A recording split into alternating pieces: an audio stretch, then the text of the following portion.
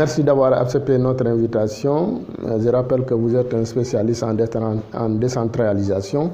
Le prétexte de cette interview, c'est le procès du maire de Dakar, Khalifa Sall, dans l'affaire dite de la caisse d'avance. D'abord, qu'est-ce qu'une caisse d'avance? Merci. Écoutez, une caisse d'avance, c'est un mécanisme qui a été mis en place par les pouvoirs publics pour permettre aux sociétés publiques et parapubliques de faire face à ce qu'on appelle des menus dépenses. C'est-à-dire que vous êtes aujourd'hui le directeur d'une société nationale, vous avez un budget, mais dans votre fonctionnement, vous faites souvent face à de petites dépenses qui nécessitent un décaissement rapide, sans passer par le trésor public. On vous donne la possibilité d'avoir une caisse d'avance alimentée au fur et à mesure de sa consommation. Et comme son nom l'indique, c'est pour faire face à des menus dépenses, c'est-à-dire de petites dépenses, comme par exemple des opérations domestiques à faire, problème d'eau occasionné par la robinetterie, une porte qui est cassée, que vous devez réparer, et pour laquelle vous devez faire appel à un menuisier. Donc ça, c'est des petites dépenses qui vous permettent d'intervenir pour ne pas bloquer le fonctionnement de la structure. Alors, une caisse, par exemple, qu'est-ce qu'un fonds politique? Écoutez, le fonds politique par essence, les fonds politiques par essence sont différents de la caisse d'avance. Parce que les fonds politiques, c'est aussi un mécanisme qui a été mis en place par les pouvoirs publics pour permettre à des présidents d'institutions, donc pour permettre à des présidents d'institutions de faire face à un certain nombre d'obligations. Mais les fonds politiques sont différents de la caisse d'avance, parce que la caisse d'avance, elle est organisée. Ce n'est pas le cas pour les fonds politiques. Parce que pour les fonds politiques, vous n'avez pas besoin de vous justifier. Donc il n'y a pas de comptabilité, il n'y a pas de papier qui retrace, et vous n'êtes pas obligé, pour être alimenté, de donner des preuves de son exécution. Donc c'est laissé à la discrétion du président de l'institution qui en use et en abuse comme il veut, sans pour autant rendre compte dans les livres de la comptabilité publique. Dans quelles conditions est créée la caisse d'avance et le fonds politique? C'est codifié par la loi. Les caisses d'avance, c'est codifié par la loi. Ça marche suivant des principes de base de la comptabilité publique. Il y a un certain nombre de règles, de procédures, aussi bien pour l'alimentation que pour les comptes rendus. C'est-à-dire, si vous consommez, on vous met une caisse d'avance de 200 000, vous la consommez, vous êtes obligé de justifier de la consommation. Donc il y a des pièces que vous devez produire à l'appui pour que les fonds puissent être renouvelés. Mais tout ça est codifié par la loi. Par contre, pour les fonds politiques, c'est des dispositions. Vous n'avez pas besoin de produire des preuves pour qu'on vous l'alimente. Parce que c'est des fonds, comme je vous l'avais dit tout à l'heure, c'est des fonds qui sont laissés à la discrétion du président de l'institution ou de celui qui représente l'institution.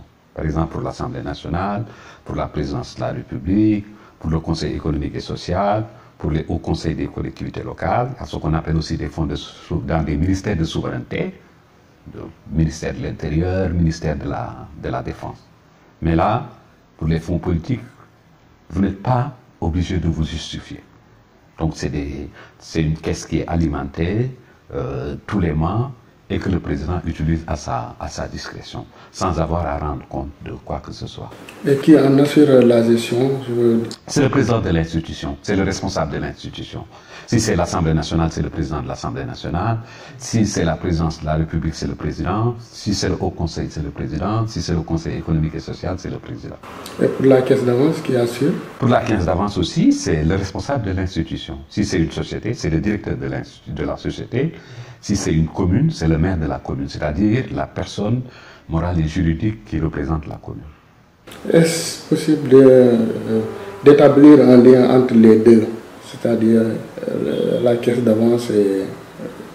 Il n'y a aucun lien à faire parce que c'est des choses distinctes, différentes et qui n'ont rien à voir. Pour les fonds politiques, on n'a pas à se justifier. C'est des fonds qui sont laissés à la discrétion du responsable de l'institution qui en use et en abuse comme il veut. Par contre, pour la caisse d'avance, c'est des procédures allégées qu'on met en place pour le responsable d'une société, le directeur d'une société, le maire, pour qu'il utilise, pour qu'il puisse faire face à de menues dépenses, mais il doit rendre compte. Donc il y a le principe de compte rendu qui existe au niveau de la caisse d'avance et qui n'existe pas dans les fonds politiques. La question de la justification. Pour la caisse d'avance, vous devez justifier l'utilisation de l'argent. Pour les fonds politiques, vous n'avez pas à vous justifier. Donc voilà deux choses qui sont différentes, aussi bien dans les principes que dans le mode de fonctionnement.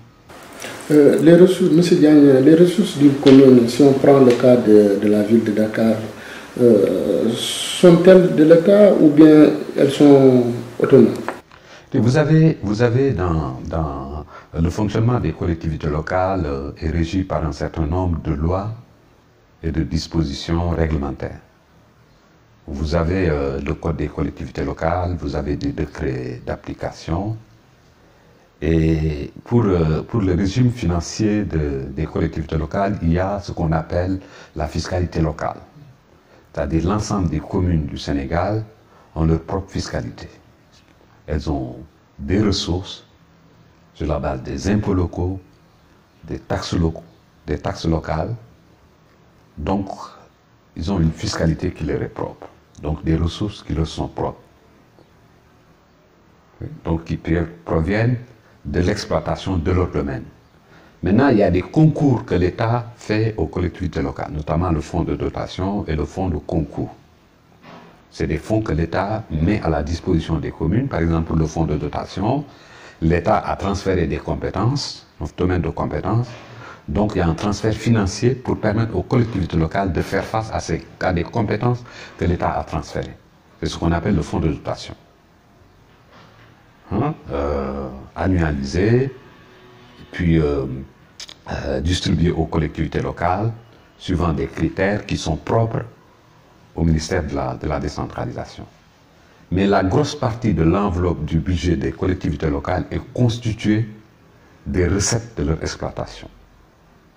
Pour vous en citer, c'est le droit de stationnement que les taxiclandos payent, et les taxis. Vous avez les impôts locaux, vous avez les patentes, vous avez l'exploitation des débits de boissons. Donc il y a un ensemble, variété de taxes locales que la commune exploite et qui font partie de ses ressources. C'est pratiquement 85% ou 90% du budget des collectivités locales. Maintenant, les 10% sont constitués des fonds de dotation et des fonds de concours que l'État met à la disposition des collectivités locales. Et comment ces ressources sont-elles gérées? Écoutez, il y a une particularité dans le cas du Sénégal, comme dans la plupart des pays d'Afrique francophone. Il y a ce qu'on appelle une séparation des pouvoirs entre l'ordonnateur et le comptable. La ville de Dakar, par exemple, parlons de la ville de Dakar, pour ce qui concerne la ville de Dakar a un budget, mais qui ne peut être exécuté que par le maire de la ville de Dakar, parce qu'il est l'ordonnateur du budget. C'est le seul habilité à faire un mandat et à signer un mandat pour dire au comptable payer à un tiers personne parce qu'il a fait des réalisations pour la ville et il doit être payé. Et pour ça, il y a un certain nombre de justificatifs qui doivent accompagner le mandat. Maintenant, dans le fonctionnement des collectivités locales, donc je vous ai dit tout à l'heure qu'il y a une séparation de pouvoir, le comptable est mis en place, il a été nommé par le ministère de l'économie et des finances. Donc il est là pour l'État. Et vous voyez un peu cette spécificité, un peu donc la collectivité locale a ses propres ressources, c'est le maire qui est le principal ordonnateur, mais c'est le comptable public qui garde l'argent. Ça, c'est pour éviter souvent des débordements qui sont préjudiciables à la comptabilité. Donc, dans le cas du Sénégal, tous les maires ont leur propre budget, tous les maires sont les ordonnateurs de leur budget, mais c'est le comptable public qui garde l'argent. Donc, le maire fait un mandat pour dire au comptable public, payez telle personne, après les services qu'il a rendus à la commune. Pourquoi y a-t-il de confusion entre caisse d'avance et fonds politiques?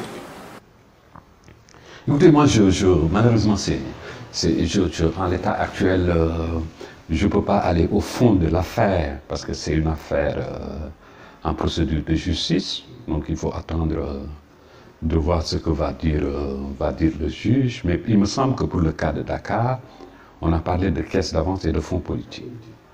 C'est-à-dire que la partie, l'agence judiciaire de l'État, les avocats de l'État disent que c'est une caisse d'avance qui a été mise en place, et la ville de Dakar, à travers son maire, dit que c'est des fonds politiques qu'il a hérités de Mamadou Diop et de Pape Diop. Donc c'est des pratiques qu'il a trouvées sur place. Maintenant, à l'état actuel du dossier, il est très difficile de se prononcer. Mais vous avez déjà un débat qui est là sur est-ce que les fonds qui ont été gérés, notamment les 30 millions, est-ce que ça relève des fonds politiques ou de la caisse d'avance. D'après ce que je comprends, il s'agit d'une coutume qui a été mise en place depuis plusieurs années et qui fonctionnait suivant le modèle de fonds politiques, donc où le maire estime qu'il n'a pas à se justifier. C'est de l'argent qui a été mis en place pour faire face à un certain nombre de dépenses inhérentes au fonctionnement de la ville de Dakar, notamment lorsque le maire est sollicité pour des opérations d'urgence, pour des actions d'urgence. Et ce n'est pas l'avis de l'État. Qui parle de caisse d'avance, dont le mode de décaissement reste à avoir, parce qu'il y a du faux et usage de faux pour le décaissement de cet argent-là. Donc ça veut dire que pour l'État, non seulement cet argent n'est pas justifié, qui est consommé n'est pas justifié, mais aussi on a eu recours à du faux et de l'usage de faux pour sortir cet argent-là. D'accord. Concernant la caisse d'avance, est-elle spécifique à la ville de Dakar ou il en existe dans d'autres collectivités? Il en existe dans pratiquement toutes les collectivités locales. On a le droit d'avoir droit à des caisses d'avance, comme je vous ai dit, c'est pour faire face à des menus dépenses. Malheureusement, dans la mission, dans l'exécution d'un certain nombre de missions, les sociétés nationales ou les collectivités locales font face souvent à des imprévus. Donc de petits imprévus qui nécessitent une exécution tout de suite, sans passer par le trésor public, sans faire un mandatement qui peut prendre du temps, et souvent les entrepreneurs n'acceptent pas. Par exemple, pour une dépense de 100 000 francs, un entrepreneur ne va pas s'engager pour attendre d'être payé 2 mois ou 3 mois après. Donc c'est pour permettre un peu à ces sociétés, à ces communes qui en expriment le besoin, la possibilité de faire face à ces menus dépenses pour ne pas bloquer le fonctionnement de la structure ou de la commune.